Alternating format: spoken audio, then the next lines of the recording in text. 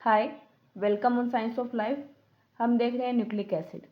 Nucleic acid polymer होते हैं जो कि मोनोमर से मिलकर बने होते हैं। मोनोमर यूनिट है वो यूनिट होती है जो एक दूसरे से जुड़ करके एक पॉलीमर स्ट्रक्चर का फॉर्मेशन करती है। न्यूक्लिक एसिड में जो मोनोमर है उसका नाम है न्यूक्लियोटाइड। आपको ध्यान रखना है, एग्जाम्स में बहुत बार पूछा गया what is the polymer monomer unit of nucleic acid. So answer is nucleotide. हमारी बॉडी में दो तरीके के न्यूक्लिक एसिड पाए जाते हैं, डीएनए एंड आरएनए। दोनों ही जो न्यूक्लिक एसिड है वो 3 यूनिट से मिलकर बने होते हैं, शुगर, नाइट्रोजनस बेस और फॉस्फेट।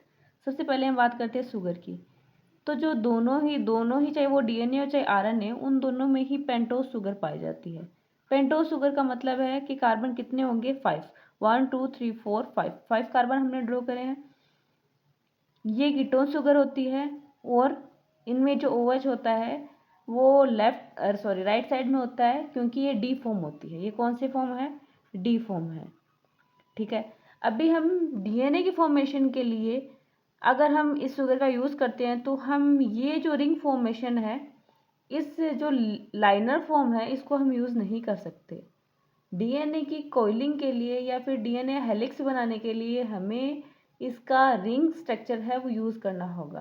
तो रिंग स्ट्रक्चर कैसे होगा, जो फर्स्ट कार्बन का जो डबल बॉन्ड O है वो फोर्थ कार्बन के OH के साथ बॉन्ड बना लेगा। बॉन्ड फॉर्मेशन कैसे होगा, जो फोर्थ कार्बन है उसमें जो ऑक्सीजन है, ऑक्सीजन अपने बॉन्ड से अपने इलेक्ट्रॉन अपने पास रख लेगा, जिससे कि हाइड्रोजन है वो यहाँ से रिलीज हो जाएगा।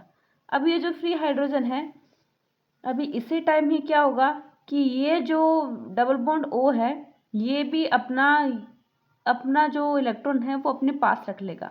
और इसके पास यहाँ पर, क्योंकि यहाँ पर सिंगल बॉन्ड है, तो ये क्या कर सकता है, यहाँ से ये इस जो हाइड्रोजन को, जो फोर्थ कार्बन ने जो हाइड्रोजन रिलीज करा है उसको ये कार्बन है उससे बॉन्ड बना लेगा और इधर क्या फॉर्म हो जाएगा, OH।